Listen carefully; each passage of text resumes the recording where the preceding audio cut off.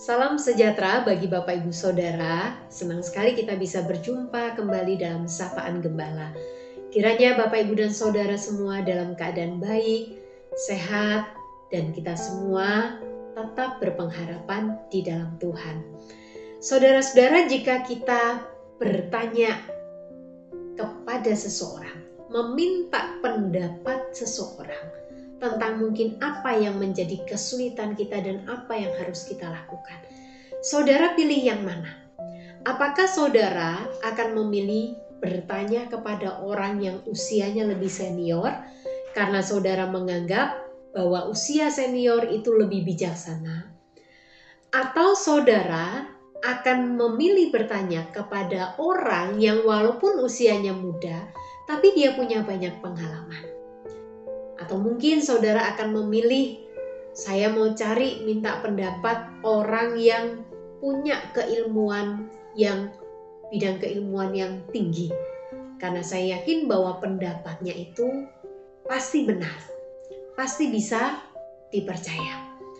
Nah, saudara-saudara, tentu ada alasan kita memilih pendapat dari siapa, sehingga kita mau mengikuti apa yang menjadi sarannya atau pendapatnya tadi.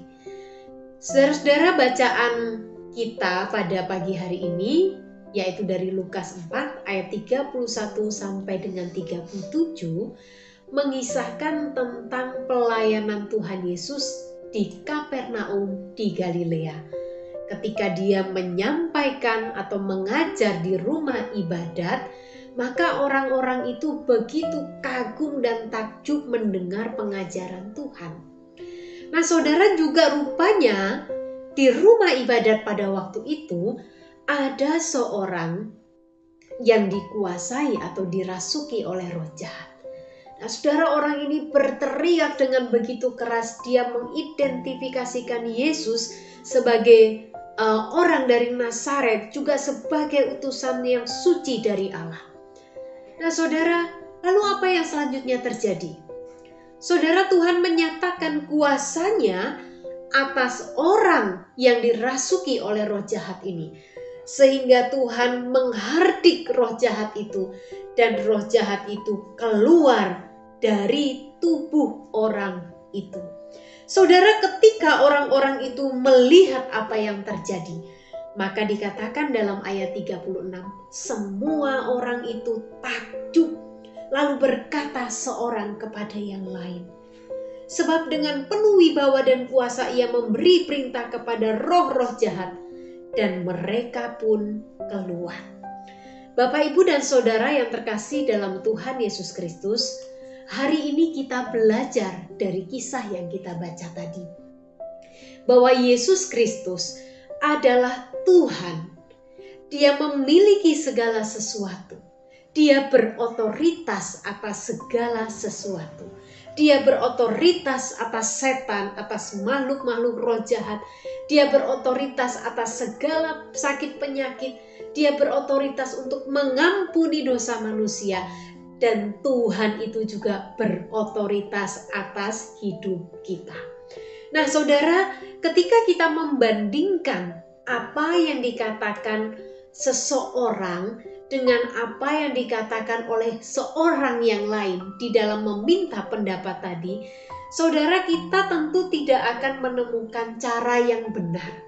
Kira-kira pendapat siapa yang paling benar di antara beberapa pendapat tadi? Namun saudara, ketika kita menghayati bahwa ketika Tuhan itu berbicara, baik melalui firman-Nya, baik melalui doa kita secara pribadi dengan Tuhan, saudara, kita percaya bahwa apa yang Tuhan katakan itu pasti benar. Dan ketika Tuhan itu berbicara kepada kita, maka saudara, pilihan kita adalah kita memilih untuk duduk mendengarkan, dan kita memilih untuk mentaati apa yang Tuhan katakan kepada kita. Nah, saudara-saudara, kenapa? Karena setiap firman Tuhan, setiap perkataan Tuhan itu dapat dipercaya dan dapat diandalkan. Saudara-saudara yang terkasih dalam Tuhan, itulah sebabnya kita mau menyerahkan seluruh hidup kita ke dalam tangan Tuhan. Dan kita juga belajar untuk terus-menerus taat kepada Tuhan. Karena kita tahu bahwa Tuhan itu pasti benar. Bahwa Tuhan itu pasti tahu yang terbaik untuk hidup kita. Bapak, Ibu, dan Saudara, jangan pernah menjadikan kebenaran manusia sebagai yang utama di dalam hidup kita. Sekalipun dia punya banyak pengalaman, sekalipun usianya mungkin jauh lebih senior dari kita, tetapi jadikanlah kebenaran firman Tuhan di atas segala-galanya. Jadikanlah kebenaran firman Tuhan sebagai pedoman yang menuntun kehidupan kita. Bapak, Ibu, dan Saudara yang terkasih dalam Tuhan, maukah kita mempercayakan hidup kita kepada Tuhan sepenuhnya? Dan percayakah kita bahwa tidak ada yang tidak bisa Tuhan perbuat di dalam hidup kita jika Ia menghendakinya? Dengarkanlah suara Tuhan dan taatlah untuk melakukan kebenaran firman-Nya. Tuhan memberkati kita sekalian.